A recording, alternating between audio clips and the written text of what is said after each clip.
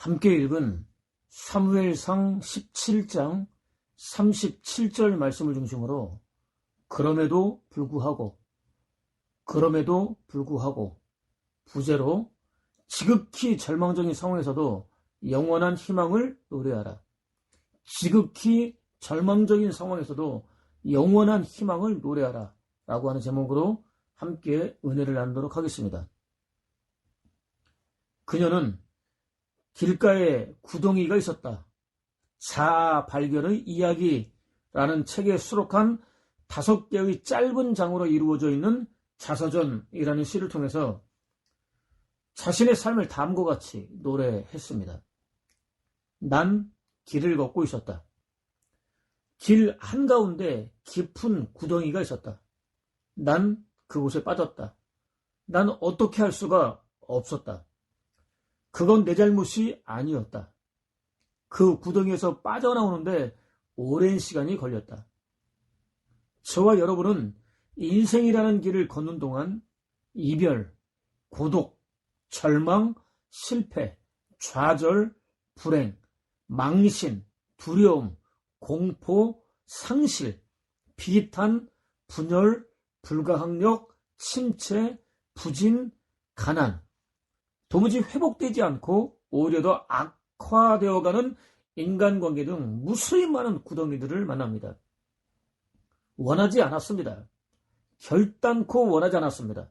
무의식 중에도 꿈속에서조차도 절대로 원하지 않았습니다. 단 한 번도 원한 적이 없었습니다. 아니, 원할 이유가 전혀 없었습니다. 목청을 높여가면서 간절한 마음으로 구할 이유는 더더욱 없었습니다. 바로 그 구덩이가 어느 날 어떠한 예고도 없이 그녀 앞에 떡하니 나타났습니다. 그녀는 아무런 대책도 없이 구덩이와 정면으로 마주하고 말았습니다. 피할 수 있는 어떤 방법도 없었습니다. 무방비 상태에서 구덩이에 그대로 빠지고 말았습니다. 결코 원하지 않았던 마음의 상처를 받고 말았습니다. 내상은 대단히 깊었습니다. 숨조차 쉬기 어려울 정도로 힘들었습니다. 그렇지만 구덩이에 빠진 것은 자신의 잘못이 아니라고 생각했습니다. 자신으로서는 어찌할 수 없는 불가항력적인 일이었다고 스스로를 위로했습니다. 구덩이에서 빠져나오기까지 많은 시간이 걸렸습니다. 이런 일이 자신에게 다시는 임하지 않기를 간절한 마음으로 바랐습니다. 난 길을 걷고 있었다. 길 한가운데 깊은 구덩이가 있었다. 나는 그걸 못 본 채 했다. 난 다시 그곳에 빠졌다. 똑같은 장소에 또다시 빠진 것이 믿어지지 않았다. 하지만 그건 내 잘못이 아니었다. 그곳에서 빠져나오는데 또다시 오랜 시간이 걸렸다. 시간이 흘렀습니다. 그녀는 여전히 길을 가고 있었습니다. 결코 원하지 않았던 구덩이가 또다시 아무런 사전 예고도 없이 그녀 앞에 나타났습니다. 못 본 척 지나치려고 했습니다. 동시에 이해하기 어려울 정도로 무기력해졌습니다. 불가항력적인 상태에 빠지고 말았습니다. 자신을 스스로 제어할 수 없었습니다. 구덩이를 그냥 지나칠 수가 없었습니다. 어느 틈에 구덩이에 빠져 있었습니다. 똑같은 장소에 또다시 빠진 것이 도무지 믿어지지 않았습니다. 그런 자신이 너무나 한심하게 느껴졌습니다. 먼저 번보다 훨씬 더 깊은 마음의 상처를 받았습니다. 그렇지만 이번에도 구덩이에 빠진 것은 자신의 잘못은 아니었다고 생각했습니다. 자신으로서는 달리 어떻게 할 수 없는 불가항력적인 일이었다고 스스로를 위로했습니다. 구덩이에서 빠져나오기까지는 훨씬 더 많은 시간이 걸렸습니다. 구덩이에서 가까스로 빠져나오던 날, 다시는 구덩이에 빠지는 일을 반복하지 않겠다고 다짐하고 또 다짐했습니다. 구덩이에 빠지는 일이 다시는 자신에게 일어나지 않게 되기를 간절한 마음으로 바랐습니다. 난 길을 걷고 있었다. 길 한가운데 깊은 구덩이가 있었다. 난 미리 알아차렸지만 또다시 그곳에 빠졌다. 그건 이제 하나의 습관이 되었다. 난 비로소 눈을 떴다. 난 내가 어디 있는가를 알았다. 그건 내 잘못이었다. 난 얼른 그곳에서 나왔다. 시간이 또 흘렀습니다. 그녀는 여전히 길을 걷고 있었습니다. 언제나 그랬듯이 구덩이는 사전 예고도 없이 그녀 앞에 나타났습니다. 그녀에게는 이미 충분한 경험이 있었습니다. 구덩이의 출현을 직감적으로 알아차릴 수 있었습니다. 그렇지만 또다시 구덩이에 빠지고 말았습니다. 똑같은 실수가 반복되면 더 이상 실수가 아닙니다. 의도적이든지 습관이든지 둘 중 하나입니다. 그녀에게는 하나의 습관이 되어 있었습니다. 그녀는 비로소 자신을 볼 수 있었습니다. 구덩이에 빠진 것은 다른 누구도 아닌 전적으로 자신의 부주의와 잘못된 습관 때문이라고 생각하게 되었습니다. 동시에 놀라운 일이 벌어졌습니다. 여느 때와는 달리 구덩이에서 단시간에 또 너무나 쉽게 빠져나올 수 있었습니다. 의지적이었습니다. 의도적이었습니다. 그녀는 구덩이에 빠지지 않을 수 있는, 구덩이에 빠져서도 충분히 빠져나올 수 있는 능력을 갖추고 있었던 것입니다. 내가 길을 걷고 있는데 길 한가운데 깊은 구덩이 있었다. 난 그 둘레로 돌아서 지나갔다. 이제 많은 세월이 흐렸습니다. 그녀는 흰머리가 무성했습니다. 여전히 길을 걷고 있었습니다. 구덩이 역시 아무런 예고도 없이 나타났습니다. 그녀는 이미 무수히 많은 구덩이를 경험했습니다. 구덩이를 피할 수 있는 무수히 많은 방법도 충분히 터득했습니다. 갑자기 나타난 구덩이를 보면서도 조금도 당황하지 않았습니다. 오히려 그러려니 생각할 수 있을 정도로 충분히 성숙해져 있었습니다. 여유 있게 구덩이를 피해서 돌아갈 수 있었습니다. 가던 걸음을 멈추지 않고 계속 걸어갈 수 있었습니다. 난 이제 다른 길로 가고 있다. 그녀는 이제 예고도 없이 수시로 나타나는 구덩이 때문에 조금도 당황하지 않습니다. 조금도 망설이지 않습니다. 어떤 영향도 받지 않습니다. 구덩이와 전혀 상관없이 자신의 길을 걷고 있습니다. 그렇습니다. 구애와 같은 인생 속에는 구덩이가 널려 있습니다. 문제는 구덩이가 아닙니다. 구덩이를 대하는 나 곧 저와 여러분입니다. 속단은 금물입니다. 절대로 속단해서는 안 됩니다. 저와 여러분이 끝까지 허락해주지 않는 한 어떤 환경과 상황과 조건도 절망과 불행의 이유가 될 수 없습니다. 절망은 저와 여러분이 허락할 때 비로소 절망이 될 수 있습니다. 불행 역시 저와 여러분이 허락할 때 비로소 불행이 될 수 있습니다. 무엇보다 우리가 알거니와 하나님을 사랑하는 자 곧 그의 뜻대로 부르심을 입은 자들에게는 모든 것이 합력하여 선을 이루느니라 라는 사도의 외침대로 여호와를 사랑하는 믿음의 사람들이 걷는 인생길에 필연적으로 나타나는 구덩이들의 궁극적인 결과는 선입니다. 이별도 선입니다. 고독도 선입니다. 절망도 선입니다. 실패도 선입니다. 좌절도 선입니다. 불행도 선입니다. 망신도 선입니다. 두려움도 선입니다. 공포도 선입니다. 상실도 선입니다. 비탄도 선입니다. 분열도 선입니다. 불가항력도 선입니다. 침체도 선입니다. 부진도 선입니다. 가난도 선입니다. 도무지 회복될 기미를 보이지 않고 오히려 하루가 다르게 더 악화되어가는 인간관계의 궁극적인 결과 역시 선입니다. 여호와께서 당신의 절대 능력과 탁월한 섭리로 이루어가시는 위대한 역사 속에서는 단 한 가지도 빠짐없이 모두 다 선으로 귀결됩니다.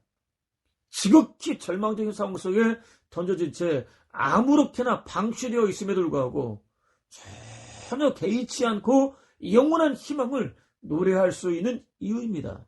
심지어 목이 잘리는 처참한 죽음을 목전에 두고도 여호와를 찬양할 수 있는 이유입니다. 모든 일의 궁극적 원인 되시는 여호와께서 행하시는, 여호와께서 허락해 주시는 모든 일들은 반드시 선으로 귀결되기 마련이고, 그렇기 때문에 희망을 노래할 수 있는 것입니다. 블레셋이 군대를 모으고 전쟁을 일으켰습니다. 사울 역시 이스라엘 군대를 집결시켰습니다. 블레셋과 맞서기 위하여 전열을 갖추었습니다. 블레셋에서 한 사람이 나왔습니다. 골리앗이었습니다. 그의 키는 무려 6규빗 1병, 곧 약 3m 정도나 되었습니다. 머리에는 노소로 만든 투구를 썼습니다. 몸에는 노소로 만든 5,000세겔, 곧 약 57kg이나 되는 엄청난 무게의 갑옷을 입었습니다. 다리에는 노수로 만든 각반을 감았습니다. 화살이나 창칼이 뚫을 수 없을 정도로 완벽한 무장을 갖추고 있었습니다. 거기다 양쪽 어깨에는 노수로 만든 단창을 메고 있었습니다. 들고 있는 창자루는 마치 두꺼운 배틀채 같았습니다. 창날은 철 600세겔, 곧 약 7kg이나 되었습니다. 엄청났습니다. 누구도 감히 맞서 싸울 엄두를 내지 못할 정도로 어마어마했습니다. 그것뿐이 아니었습니다. 블레셋 군사들 가운데 가장 탁월한 자들을 뽑았습니다. 방패를 들고 앞서 행하도록 안전 조치까지 취했습니다. 이렇게 블레셋 군대의 선봉장 골리앗은 보통 사람들은 비교될 수 없을 정도로 컸습니다. 무장한 육중한 무기는 강했습니다. 그는 마치 우뚝 솟은 난공불락의 요새 같았습니다. 40일 동안이나 아침 저녁으로 나와서 싸움을 도두었습니다. 부채질했습니다. 이스라엘 군대 가운데 한 사람을 택하여 자신과 싸우게 하라고 외쳤습니다. 그가 자신을 죽이면 블레셋이 이스라엘의 종이 되고 자신이 그를 죽이면 이스라엘이 블레셋의 종이 되어 섬기게 하자고 제안했습니다. 이스라엘 가운데는 자신과 맞서 싸울 만한 사람이 없다는 의미였습니다. 동시에 혹 자신과 맞서 싸울 사람이 있다 할지라도 무조건 이길 수 있다는 자신감으로 충만했다는 의미였습니다. 조롱이었습니다. 모욕이었습니다. 비웃음이었습니다. 공갈, 협박이었습니다. 그의 외침을 들은 사울과 이스라엘의 온 군대는 놀랐습니다. 극단의 공포에 사로잡혔습니다. 두려워하였습니다. 정신적으로 완전히 압도되었습니다. 완전히 겁을 집어먹었습니다. 전전긍긍했습니다. 당연히 사기는 땅에 곤두박질 쳐졌습니다. 심지어 일부 군사들은 대열로부터 이탈했습니다. 골리앗이 따라올 수 없다고 판단되는 안전지대로 피신했습니다. 이는 여호와의 영이 시종 불순종하는 사울 왕으로부터 떠나신 후에 나타난 필연적인 결과였습니다. 사울과 이스라엘군은 결코 해결할 수 없는 그야말로 완벽한 절망이었습니다. 완벽한 절망으로부터 벗어나기 위해서 할 수 있는 군사적인 행동은 단 한 가지도 없었습니다. 어디서도 희망을 찾을 수 없었습니다. 이제 사울과 이스라엘의 완벽한 패배는 시간 문제였습니다.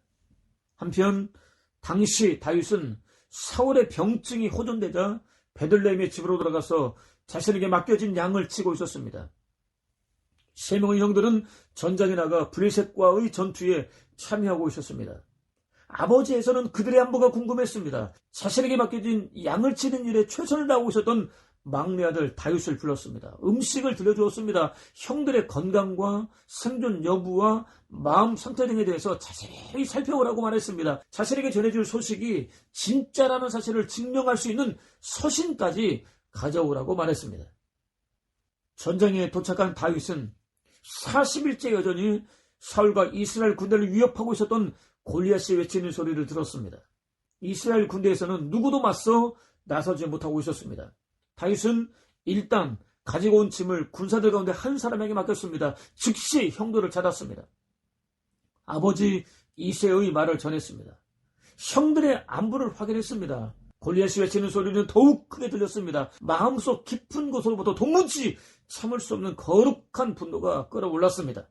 그때 일단의 군사들이 다가왔습니다. 마치 푸념하듯 사울 왕이 내놓은 약속을 귀뜸해 주었습니다. 사울 왕은 자신과 이스라엘 군대를 모욕하는 골리앗을 처단한 사람에게는 3가지 후한상을 내리겠다고 약속했습니다. 많은 재물을 주고 자신의 사위를 삼고 집안 사람들을 더 이상 징발하지 않겠다고 약속했습니다. 누구든지 관심을 가질 수 있는 대단한 약속이었습니다. 다윗은 즉시 이 블레셋 사람을 죽여 이스라엘의 치욕을 제거하는 사람에게는 어떠한 대우를 하겠느냐? 이 할례받지 않은 블레셋 사람이 누구이기에 살아계시는 하나님의 군대를 모욕하겠느냐라고 외쳤습니다. 그는 이스라엘과 자신을 하나로 묶인 공동체로 보았습니다. 자신이 속한 이스라엘은 블레셋과는 달리 여호와와 영원히 이어지는 언약을 맺은 거룩한 백성으로 보았습니다. 자신은 여호와의 백성이라는 대단한 자부심으로 무장하고 있었습니다. 당연히 이스라엘이 당하는 치욕은 여호와의 치욕이었습니다. 동시에 자신의 치욕이었습니다. 골리앗의 외침은 자신이 전심으로 섬기고 있었던 여호와에 대한 신성 모독이었습니다.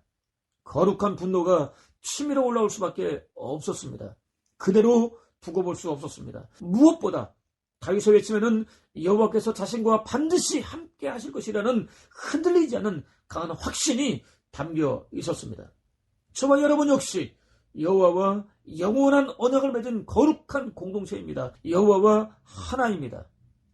어떠한 대우를 하겠느냐라는 구절에 주의할 필요가 있습니다.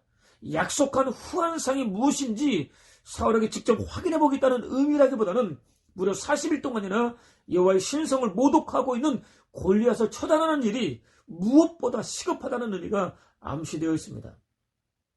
실제로 그는 자신을 사울 삼겠다는 사울의 제안을 제가 누구며 이스라엘 중에 제 친족이나 제 아버지의 집이 무엇이기에 제가 왕의 사위가 될 수 있겠습니까? 라는 말로 정중하게 사용했습니다. 특히 사실은 하나님의 군대라는 표현 속에는 블레셋이 섬기던 우상 다곤이 여호와 앞에서 얼마나 무기력하고 또 무가치한 존재인지를 깨닫게 하려는 다윗의 의도가 암시되어 있습니다. 사실 다곤의 이름으로 선포되었던 골리앗의 저주는 어떤 효과도 나타나지 못했습니다. 사울과 이스라엘 군대를 두려워 떨게 만들었던 것은 블레셋이 섬기는 우상이 아니었습니다. 어마어마하게 크고 마치 난공불락의 성처럼 여겨지던 골리앗이었습니다.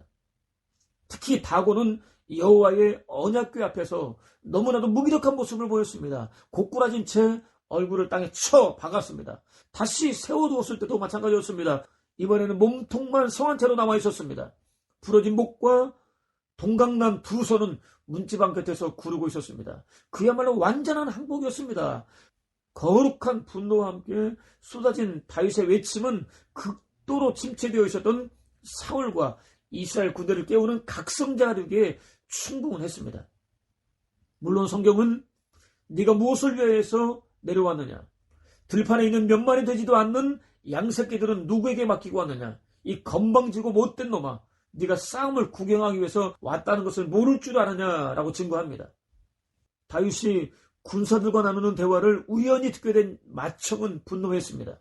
양을 지키는 본연의 임무는 누구에게 맡기고 왔느냐고 꾸짖었습니다. 위기를 만난 국가의 부름도 받을 수 없을 정도로 어린 자신의 주제를 생각하고 관계할 수도 없는 일에 공연에 참견하지 말라고 꾸짖었습니다.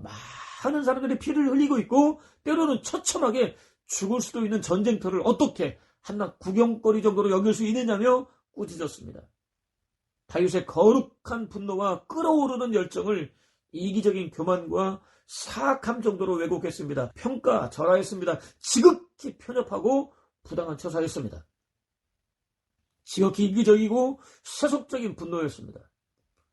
맏형인 자신을 제쳐두고 성민 이스라엘의 차기 왕으로 기름 부음받은 막내 동생 다윗에 대한 질투와 시기로부터 비롯되었을 가능성이 높습니다.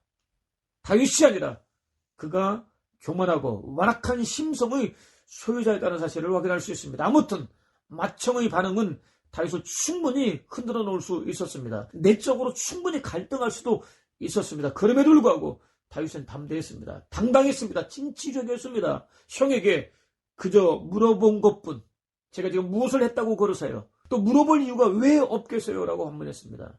맏형과 함께 있던 자리를 떠났습니다.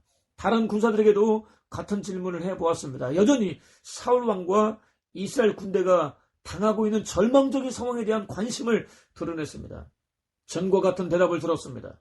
자신이 나서서 골리앗과 1대1로 싸워야겠다는 결심을 굳혀갔습니다. 다윗의 말은 즉시 사울왕에게 전해졌습니다. 사울왕은 다윗을 자신에게로 불러들였습니다. 골리앗 때문에 상심하지 마십시오. 소위 나가 저 블레셋 놈과 싸우겠습니다. 라고 외치는 다윗을 진정시켰습니다. 어릴 때부터 몸을 단련한 골리앗과 싸우는 것은 불가능한 일이라고 말렸습니다. 다윗은 자신의 뜻을 굽히지 않았습니다. 소유는 이제까지 아버지의 양을 쳐왔습니다. 사자나 곰이 나타나서 양새끼를 한 마리라도 물어가면 절대로 포기하지 않고 한사코 뒤쫓아갔습니다. 그놈을 쳐 그 아가리에서 양새끼를 빼내곤 했습니다. 그놈이 돌아서서 덤벼들 때는 턱을 휘어잡고 때려 죽였습니다.